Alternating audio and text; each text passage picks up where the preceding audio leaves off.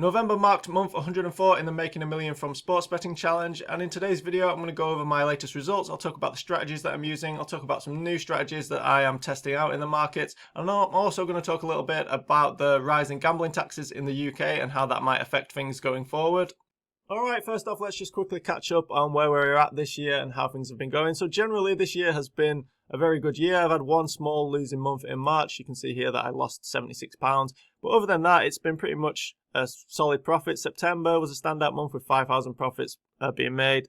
May we saw 4,574, and last month we saw a very respectable £1,702. So the total this year before November was 18,592. And the total for the challenge since it started 103 months ago is £209,042. So you're probably wondering then, how are you actually making money from sports betting? So I've talked about this a lot, but my main method is value betting. Value betting is not the only method that you can use. There are other methods such as match betting, arbitrage betting.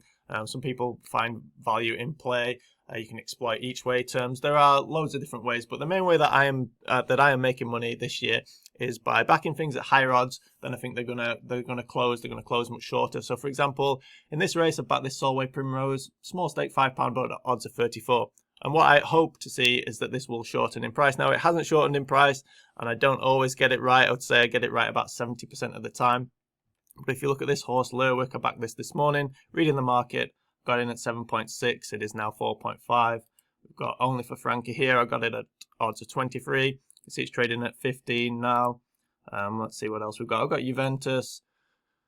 I backed this at 1.2. Okay, it's trading at 1.18, but I think the lay price is about 1.2, so this is kind of neutral. Saint-Trudens, I got them at 4.7. This is on Saturday, so this is an early one. 4.3. Derby and Millwall tonight. I've got Millwall at 3.25, 3.1. So you can see generally, if you're able to back prices which are going to shorten and go off shorter than you back them at, then you're going to win. So you can see here I've got Sunderland as well. I backed this early. 3.6, and you can see 3.55. So it doesn't matter really about the sport. Like, there's numerous different sports here. So we've got Shamrock Rovers. I got it at 4.5. Okay, it's 4.5 for the lay price, so it's not really moved. So you can do this for any sport really, and as long as you are consistently beating the closing line, you're going to make money. All those examples I showed were with a betting exchange, but it's actually much easier to do value betting with sports books. So here's one, for example, that I've got. I've got Sky Bet.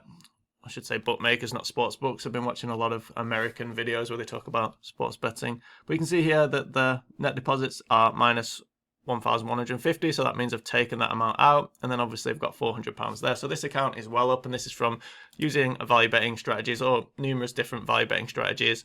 And I'll talk about some of the new strategies that I've been trying out as well, because I've been reviewing a website called Sharp Betting, and I've been using some of their strategies on here, which have been going quite well as well. So yeah, if you have bookmakers, you can do value betting very easily, and if you have exchanges, you can still do value betting. It's just a little bit more tricky, and you have to be able to read the market. This is how value betting went in November. So it was another profitable month for this strategy. You can see it dipped into the red kind of midway through the month. So by the 18th of November, the strategy as a whole was actually showing minus 111, but it recovered, and I made, by the end of the month, I'd made £1,329 in profit. So for all my value betting, I aim to win around £100. So I just adjust my stake to try and win about £100. Sometimes it's like £96, sometimes it's £115. But yeah, generally, that's how I'm betting, and I keep it quite simple.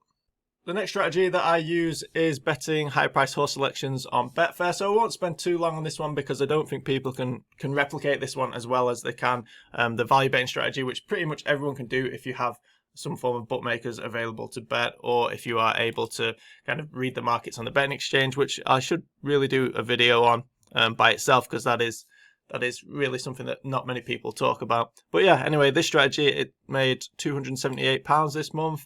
So I bet £5 at the odds available with Betfair and £5 at the SP. And I just wanted to show the long-term results this year for this strategy because I thought it's quite interesting, and it's a good example of like variance and just why you should stick with something. So yeah, this is the strategy showing the total number of days that I've been using it. And you can see it goes up and down, and there's some really long break-even stretches there. So you can see there on day like 144, it was up £1,400, and then it didn't really get back to that mark until like 100 days later.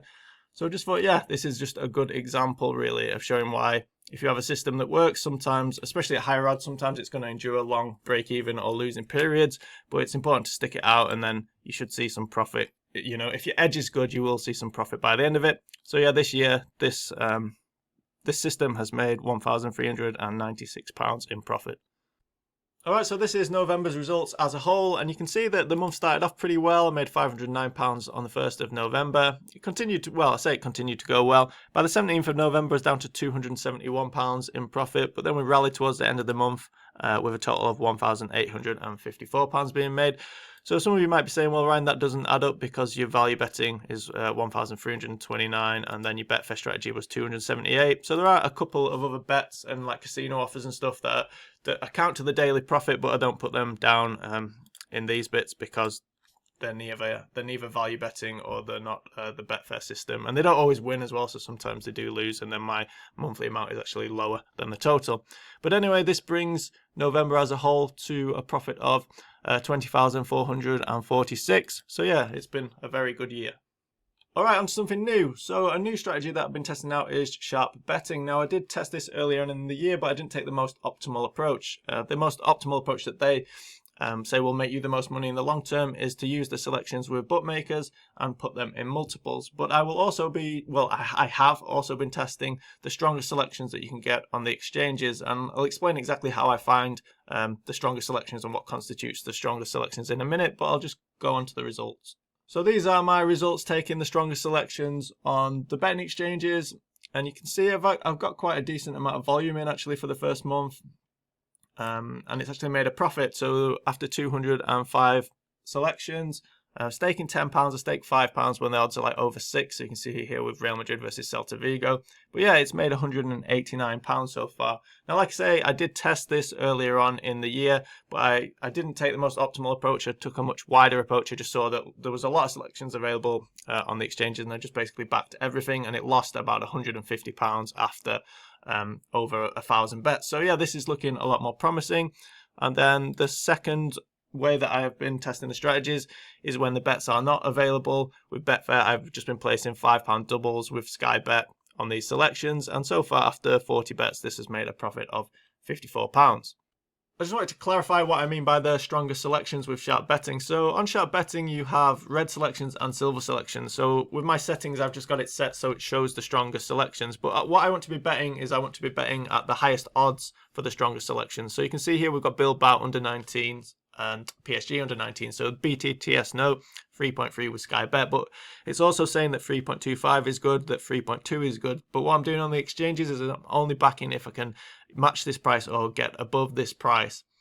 So if we go over, we can see the market here. We can see that 3.2 is available, but obviously you're paying commission on that. But there was a big gap as well between the back and lay price. So I've just gone in here at 3.4. I'm going to put my £10 stake in, because obviously 3.4, even with the commission, is going to be above 3.3, which is the strongest selection here and the strongest price available. And just to show you that, you know, this does work, I've done this morning with a couple of other bets as well. So you can see the again BTTS no here. I've got 2.3, 5.8. So all of these are either above. I think pretty much all of them are above the kind of highest price for these strong selections. So yeah, this is how I've been approaching it so far. It's been profitable in the first month, and hopefully it continues. If you do want to join Sharp Betting, I will put a link in the description, which will send you through to my website. And through my website, you can get a 7-day free trial. It is an affiliate link, so I will get kickback if you decide to join them in the long term. But I do need something to finance this channel and finance all the fanciness of my studio. Look at this, we've got some tinsel here. There's some lights attached to it. You know, think how much that costs. There's a candle there, you know. Energy is expensive in the UK. So yeah, if you do want to join them, I would appreciate it if you use my link.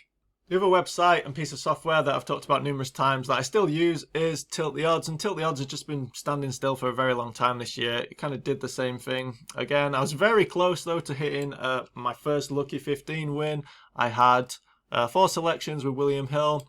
3 of them came in. The last horse was called Necker Zero. I think it went from odds of 7.5 to it shortened to 5. It was leading the race, and then it got pipped right at the end. So if that had won, obviously this graph would look a lot different. There'd be an extra £2,500. So yeah, I'll keep plugging away with this, and hopefully, well, I do think eventually I'm going to hit, you know, a lucky 15, and obviously that's going to make all the difference to the yearly profit. Lastly, I just wanted to talk a little bit about the rise in gambling taxes in the UK, which will be implemented next year, I believe, or it might be 2027. So some people, well, to most people actually, they'll think, why are you bothered about, you know, a rise in gambling tax if, you know, you're not running a gambling business yourself? Why should you be bothered? Well, overall, the bad thing about the rise in gambling tax is that the environment for all sports bettors basically will get worse, whether you're a recreational, whether you're professional, or whether you're someone like me who does it as kind of a hobby but makes a decent amount of money from it.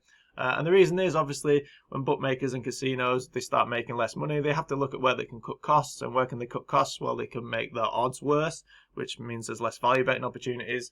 This can have a knock-on effect to the exchanges as well. There'll be less boosts and promotions, and they'll probably look at account restrictions are pretty bad at the moment in the UK, so they'll probably tighten that up as well. So overall, it just means that the environment for all sports bettors gets worse, so that is why a lot of people were kind of upset about that.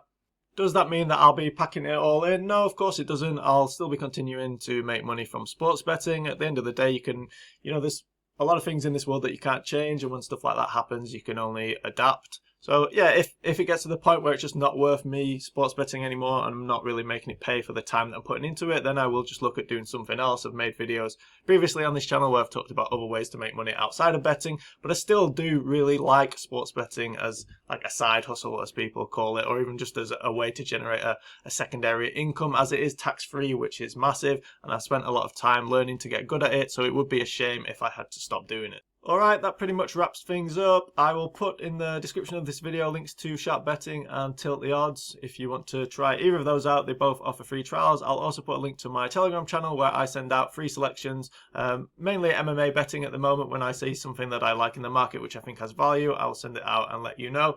Yeah, other than that, thank you very much for watching. I'll see you in the next one.